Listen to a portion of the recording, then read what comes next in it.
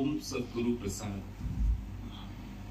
मनुष्य को मालूम नहीं है जितनी इज्जत प्रशंसा मिलेगी वो मुझको मेरी आत्मा से दूर करेगी, क्योंकि अहंकार खुश होगा। अहंकार को चाहिए कि दूसरा नीचे होवे, मैं ऊपर हूं, अपने को श्रेष्ठ समझूं। एक दुकान है तुम्हारा, सामने वाला दुकान 10 गुना ज्यादा तुम्हारे से कमाना शुरू करे तो तुमको लगेगा मैं तो इतना पुराना हूं, ये आज का खोला कितना चल रहा है इसका। उसका चल रहा है तो चलने दो, वो अपने हक का खा रहा है, तुमको उससे क्या करना। एक आदमी ने गुरु को बोला, जब से सामने वाला खोला है तब से मेरी कमाई बंद हो गई है, दाल रोटी भी मुश्किल से निकल रही है। गुरु ने बोला तुम उसकी दुकान को ब्लेसिंग दो। कुछ दिन के बाद आया, बहुत खुश था। गुरु ने बोला क्या हुआ? तो बोला गुरुजी वह कम दाम में मेरे को शॉप बेच करके चला गया, अब इस दुकान की कमाई भी हो रही है और उस दुकान की भी। तुमने इतना ब्लेसिंग किया तो अपनी शॉप को ही किया ना। गुरु के वचन से 6 महीने में उसको फायदा पड़ गया। जो जब भी हम दूसरे को आगे बढ़ता देखकर खुश होते हैं, अगर उसकी प्रशंसा होती है तो हमको चुप करके सह जाना चाहिए। उसके सत्कर्म का अभी जोर है तो उसकी प्रशंसा होगी। मेरा अभी गाली खाने का टाइम है तो मुझे अभी चुप करना पड़ेगा। हर एक आदमी का टाइम होता है। एक गरीब आदमी था, बूढ़ा हो गया तो बोला अभी काम नहीं कर सकूं, स्त्री को पाल नहीं सकूंगा। राजा को बोला मेरी मदद करो। राजा ने एक बोरा गिन्नी की दिया, वो लाकर रखा था तो सुबह देखा तो थी ही नहीं। तो राजा को बोला मेरी गिन्नी चोरी हुई, बोला दूसरी दे दो। तो रात में राजा जैसा भेष करके एक आदमी आया और बोला मेरे देश में अकाल पड़ी है, मुझे मदद चाहिए। उसने 100 गिन्नी निकाल कर दे दिया कि राजा आया है, हम नो कैसे करें। उसकी ही गिन्नी थी, पर राजा ने बोला मैं तो तुम्हारे घर आया नहीं था। राजा छिप के उसके घर पे नजर रखा कि देखूं कौन चोरी करता है, उसका ही भेष धारण करके। एक आदमी उसके घर घुस रहा था, बोला तुम कौन हो? बोला मैं कर्म का फल हूं। इस आदमी के नसीब में पैसा नहीं है तो इसका पैसा अगर मैं नहीं लेकर जाऊंगा तो कोई और लेके चला जाएगा। अभी इसको चुप करके अपनी गरीबी काटनी है। तो राजा सीख गया जो कर्म हो उस समय चुप रहना चाहिए, चुप करना चाहिए। अचानक एक बार वो शिकार करने गया तो दुश्मनों ने पकड़ा, तो उसने बताया नहीं कि मैं राजा भोज हूं, कि कहीं ये मार न डाले। फिर एक तेल वाले के घर नौकरी करने लगा, क्योंकि शिकारी लोगों ने सोचा ये खाजी आदमी है तो उसको छोड़ दिया। उसको लगा अभी मेरी प्रारब्ध है, अगर यहाँ से भागूंगा फिर कोई मुझे पकड़ेगा। तो एक गंगू तेली था, उसके नीचे बैलों को संभालने लगा।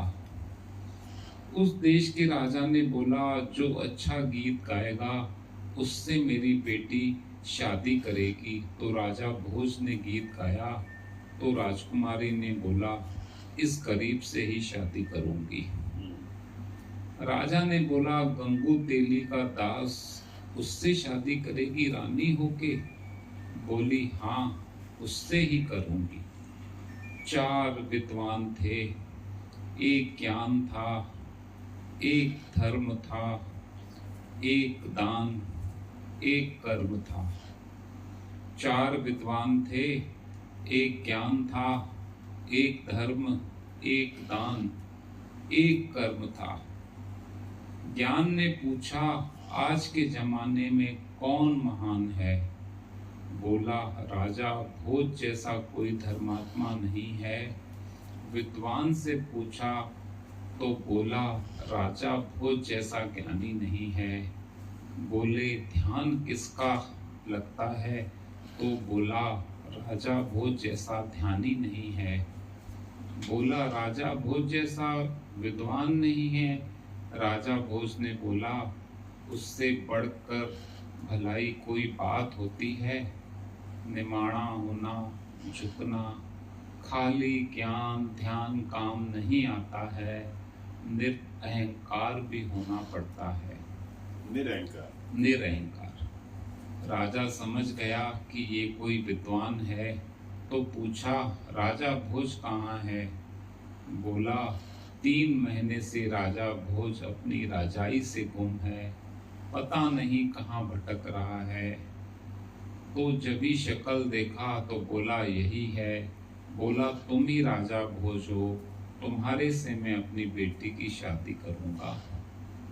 जब भी प्रारब्ध खत्म हुई तो उस लड़की से शादी हुई और उसको राजाई भी मिली। तो प्रारब्ध का खेल ऐसा है, जब भी समय अनुकूल होगा तो कहाँ से भी चीज मिलेगी, वहां से कोई हटा नहीं सकता है। जो लिखा है वो मिलेगा, नहीं लिखा है तो आई चीज भी तुम्हारे पास आकर चली जाएगी। हमेशा विश्वास पे चलना चाहिए, दिल दिमाग को विश्वास से हटाना नहीं चाहिए। जो होना होता है वो होके रहता है, जो नहीं होना होता है नहीं होता है। हर बात पुकार से ही ठीक होती है।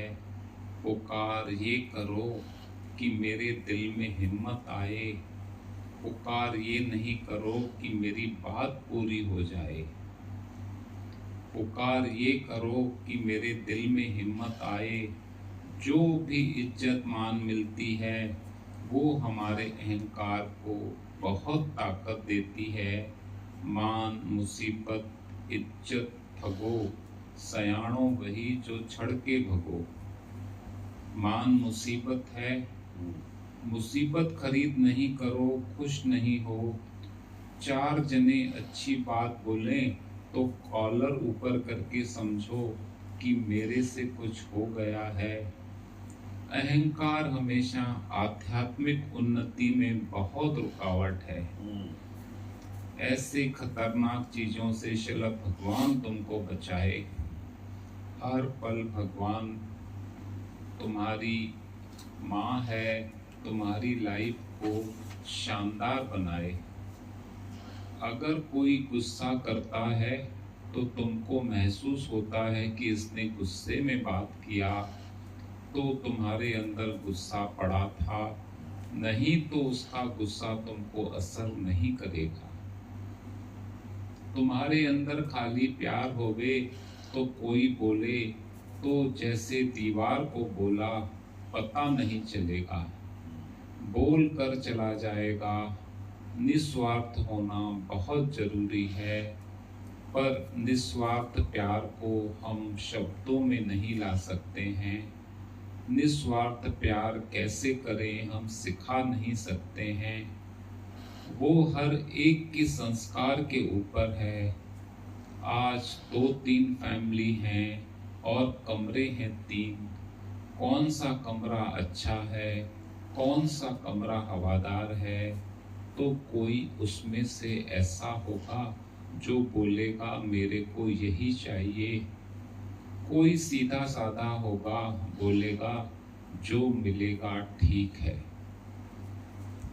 तो सबके स्वभाव संस्कार के ऊपर डिपेंड करता है ना कि उसने माइंड को कैसे सेट करके रखा है। लास्ट चीज मैं लूं, लास्ट खाना मैं खाऊं, जो कपड़ा आए वो सबको दूं, सबको दिखाऊं कि ये प्रिंट है तुम ले लो, बाद में मेरे को देना। तो जिसको सुख बुद्धि नहीं है उससे परमात्मा भी राजी है, जगत भी राजी है। कभी कभी लोग उसको बोलेंगे ये मूर्ख है, ये सादा है, इसको इतनी अकल नहीं है तो नहीं है हमको। ठीक है, हमको अकल नहीं है, पर कम से कम हाँ हम आनंद में तो हैं। जो सेल्फिश नहीं है वो अपने आनंद में रह सकता है, उसको फिर आनंद का सुख बहुत है। वो चुप रहता है तो उसका माइंड भी ज्यादा चलता नहीं है। उसने हर हाल में अपने को ढाल दिया है। जो जैसा चले हाँ, जो जैसा चले हाँ, सारा टाइम हाँ जी करता है, ना जी तो करता ही नहीं है, तो मन बचेगा कहाँ।